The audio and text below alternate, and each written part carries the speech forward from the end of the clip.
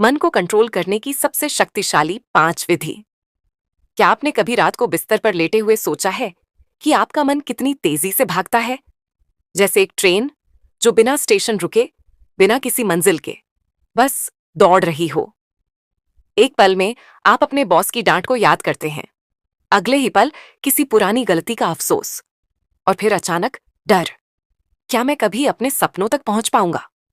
लेकिन क्या होगा अगर मैं आपसे कहूं कि आपका मन आपका सबसे बड़ा दोस्त भी हो सकता है और सबसे बड़ा दुश्मन भी, और ये आप पर निर्भर करता है कि आप उसे क्या बनाते हैं। आज हम बात करेंगे 5 ऐसी शक्तिशाली विधियों की जो आपके मन को कंट्रोल करने में आपकी मदद करेंगी। ये विधियां सिर्फ तकनीक नहीं है, ये एक नया नजरिया है, एक नया जीवन जीने का तरीका। लेकिन उससे पहले एक छोटी सी कहानी। मिलिए राहुल से। राहुल एक मेहनती इंसान था, ऑफिस में सबका चहेता। लेकिन एक दिन एक छोटी सी गलती की वजह से उसके बॉस ने सबके सामने उसे डांट दिया। उस दिन राहुल का मन टूट गया। वो रात को घर लौटा, लेकिन उसका दिमाग उस डांट को बार बार दोहरा रहा था। मैं बेकार हूं, मैं कुछ नहीं कर सकता, सब मुझसे बेहतर है।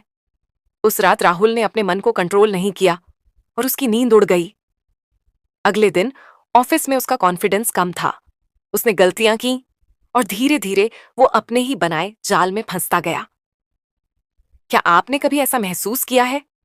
एक छोटी सी बात, एक ताना, एक असफलता, और आपका मन आपको नीचे खींचने लगता है। और सबसे खतरनाक बात, जब आप अपने मन को कंट्रोल नहीं करते तो आप अपने दुश्मनों, अपने हेटर्स, अपने कॉम्पिटिटर्स को मौका देते हैं कि वो आप पर हावी हो जाएं।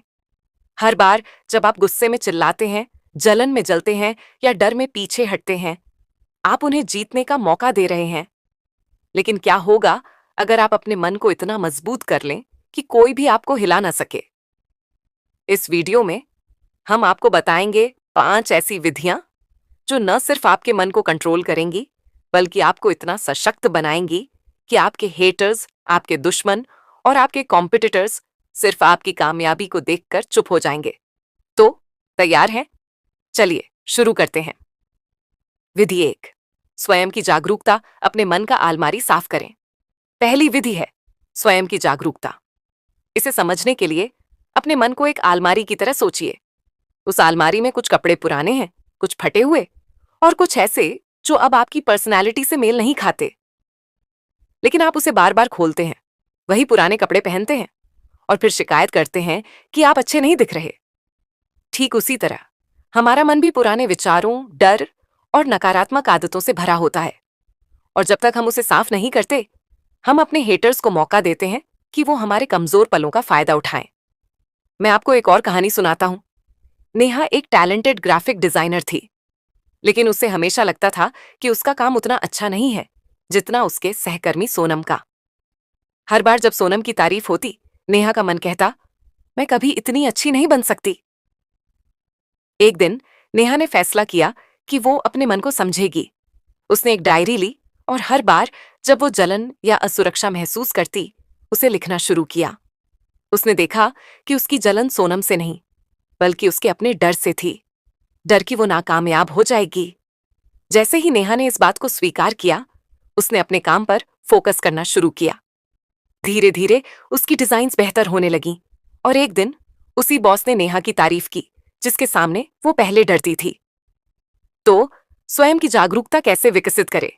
पहला कदम है अपने विचारों को ऑब्जर्व करें। अगली बार जब आप गुस्सा, जलन या डर महसूस करें, रुकें, एक गहरी सांस लें और पूछें, मैं ऐसा क्यों महसूस कर रहा हूं? क्या ये आपके अंदर का डर है, कोई पुरानी याद, या कोई ऐसी आदत जो आपको पीछे खींच रही है? इसे लिखें, एक डायरी बनाएं और हर दिन 5 मिनट अपने विचारों को समझने में लगाएं। आइए अभी एक छोटा सा अभ्यास करते हैं। एक कागज और पेन लें। लिखें, पिछले हफ्ते में ऐसा कौन सा पल था जब आपका मन बेकाबू हुआ? क्या वो आपके किसी हेटर की बात थी या आपकी अपनी कोई कमजोरी? अब उस पल को याद करें और सोचें, अगर आपने उस वक्त अपने मन को कंट्रोल किया होता तो क्या अलग होता? ये अभ्यास आपको अपने मन की गहराई में ले जाएगा। जब आप अपने मन को समझते हैं तो आप अपने हेटर्स को मौका नहीं देते। वो चाहते हैं कि आप गुस्से में गलतियां करें, जलन में जलें या डर में पीछे हटें। लेकिन जब आप अपने विचारों को कंट्रोल करते हैं, आप उनके लिए एक दीवार खड़ी कर देते हैं। विधि 2, अपने मन को शांत करें। दूसरी विधि है माइंडफुलनेस और मेडिटेशन। इसे एक ऐसी नदी की तरह समझिए जो तेजी से बह रही है। अगर आप उस नदी में बिना नाव के कूद जाएंगे तो आप बह जाएंगे। लेकिन अगर आप एक नाव में बैठकर शांति से उसे देखें तो आप उसका आनंद ले सकते हैं। हमारा मन भी ऐसा ही है। जब हम उसे शांत करना सीखते हैं तो वो हमारा सबसे बड़ा हथियार बन जाता है। मिलिए अजय से। अजय एक बिजनेसमैन था, लेकिन उसका गुस्सा उसकी सबसे बड़ी कमजोरी थी। एक बार एक क्लाइंट ने उसकी डील कैंसिल कर दी। अजय ने गुस्से में उस क्लाइंट को फोन पर खरी खोटी सुना दी। नतीजा, उस क्लाइंट ने न सिर्फ डील तोड़ी बल्कि अजय की बदनामी भी कर दी। अजय का बिजनेस डूबने की कगार पर आ गया। तब अजय की पत्नी ने उसे मेडिटेशन ट्राई करने को कहा। पहले तो अजय को यह बेकार लगा, लेकिन उसने कोशिश की। हर सुबह वो 10 मिनट के लिए शांत बैठता, अपनी सांसों पर ध्यान देता। धीरे धीरे उसने नोटिस किया कि उसका गुस्सा कम हो रहा था। अगली बार जब एक क्लाइंट ने डील कैंसिल की, अजय ने शांति से जवाब दिया और उस क्लाइंट को वापस लाने में कामयाब रहा। माइंडफुलनेस का मतलब है अप